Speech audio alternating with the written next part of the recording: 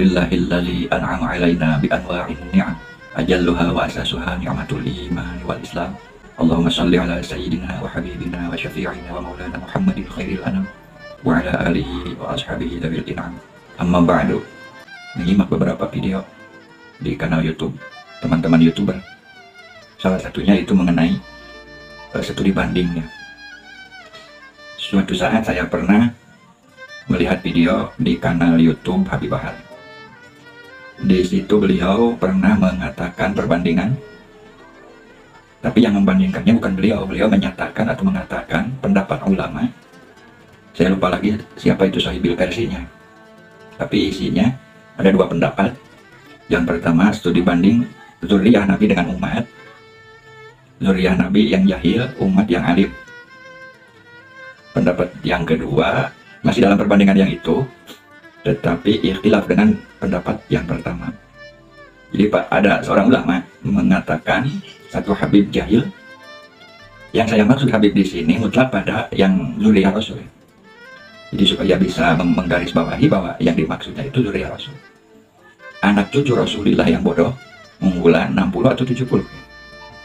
Umat Rasul sekalipun orang ngerti. Kemudian pendapat yang kedua, tidak seperti itu, sebaliknya. Dalam hal ini sebetulnya mungkin banyak pihak atau ada pihak orang yang begitu mudah menjelaskan sesuatu hadis atau keterangan atau kaul ulama yang tidak memahami seluk-beluk kata dari sisi umum khususnya, laiqoh kelayakannya, kemudian kalau istilah santri tidak memahami persis grammar, kesimpulan daripada kaul tersebut seperti apa sesuai grammar. Kalau studi banding itu harus memahami ranah. Kan perbandingan itu kalau istilah konsep dasarnya itu namanya qiyas. Ya. Nah qiyas itu kan harus rudul far'i ilal asli. Rudul far'i ilal asli. Nah mengembalikan yang cabang ke yang pokok.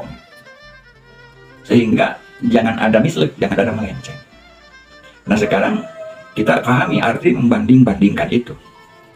Jangan sampai terjadi perbandingan kita itu menabrak ketentuan Allah yang jelas di dalam Al-Quran. Khususnya masalah studi banding zuriyah Nabi, saya tidak akan mengatakan Habib, zuriyah Nabi dengan umat. Kemudian diestafetkan ke antara jahil dan alim. Satu catatan dari saya, zuriyah Nabi dengan umat itu bukan hal yang patut dibandingkan. Ya. Jadi tidak boleh dijadikan studi banding, terlepas apakah alim atau jahil. Itu ya catatan yang pertama. Catatan yang kedua, andai kata kekeh mau studi banding antara zuriyah Nabi dan umat, harus kontrol dulu, ya kontrol dulu apa dzatiyah dan sifatiyah. Karena begini, di dalam ayat suci Al-Quran Allah pernah berfirman, yang terjemahnya Allah meninggikan predikat martabat, ya orang-orang yang beriman dan orang-orang yang dianugerahi ilmu. Nah, di sini akan benturan. Karena itu ayat umum, ulul ilmi darajat. Ya. Itu keputusan daripada Allah Subhanahu wa taala. Kita praktikkan, bandingkan zuriyah Nabi jahil. Apakah dengan bodohnya hanya karena zuriyah Nabi masukkah pada ranah ayat tersebut? Sedangkan yang diangkat oleh Allah itu orang yang memiliki, yang dianugerahi ilmu oleh Allah. Nah, itu pertanyaan. Dari situ benturan kan? Benturan. Kemudian, ini bukan zuriyah Nabi, tetapi Allah menganugerahkan ilmu. Masukkah pada ranah tersebut? Nah, berarti sekalipun zuriyah Nabi, kalau memang hak keluar daripada utul ilma bimakna al-jahil tersebut, berarti tidak masuk pada ayat tersebut, tidak yarfa. Ya, yarfa'illahu alladzina amanu walladzina utul ilma darajat. Berarti tidak masuk. Kemudian akan difahami berarti zuriyah Nabi rendah. Itu bahaya sulada. Ya, berarti merendahkan zuriyah Nabi. Padahal konteks di sini diangkat. Jadi lebih ada nilai lebih yarfa itu. Nah, dari sini, dari satu pemahaman ini juga itu sudah berbahaya. Kalau memang distudi bandingkan langsung, kecuali kita memahami misalkan dari acining aci ilmu mantik. Kalau mau memaksakan studi banding antara zuriyah Nabi, begini caranya. Yang pertama zuriyah Nabi, yang kedua umat. Ya, Jika dibandingkan zuriyah Nabi dengan umat, belum bicara ilmu dan bodoh, maka zuriyah Nabi di atas umat. Semoga bisa dimengerti. Kemudian hubungkan dengan ilmu sifatiyah. Ilmu. Misalkan zuriyah Nabi jahil, umat Nabi alim. Bagaimana studi bandingnya? Begini. Di satu sisi nasab, zuriyah Nabi unggul. Ya. Di mana kalahnya? Tidak unggulnya di dalam kebodohannya. Kemudian umat Nabi dimiliki ilmu, dianugerahi ilmu oleh Allah Subhanahu wa Ta'ala. Kita berpikirnya begini, dari sisi umat Nabinya tetap di bawah zuriyah Nabi, tetapi dari sisi memiliki ilmunya tetap di atas zuriyah Nabi. Berarti satu sama lain memiliki keunggulan dan kelemahan tersendiri. Unggulnya zuriyah Nabi yang bodoh dari sisi zuriyah Nabi, lemahnya dari sisi bodohnya. Unggulnya umat Nabi dari sisi memiliki ilmu, lemahnya dari sisi umat Nabi yang bukan zuriyah Nabi. Jadi, tidak bisa dikatakan win-win juga. Katakan satu sama lain, ada unggulnya dan ada lemahnya. Satu wajah unggul, zuriyah Nabi, sisi zuriyah Nabi. Tapi sisi bodohnya itu tidak unggul.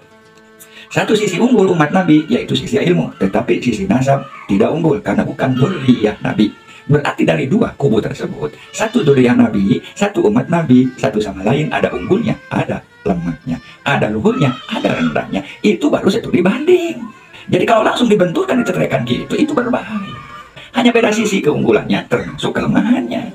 Hanya beda sisi keluhurannya, termasuk kerendahannya. Sekarang buktikan, jika zuriyah Nabi alim, umat alim, coba studi banding. Nah, dua-duanya diangkat oleh Allah, terlepas tina hubungan emosional personal.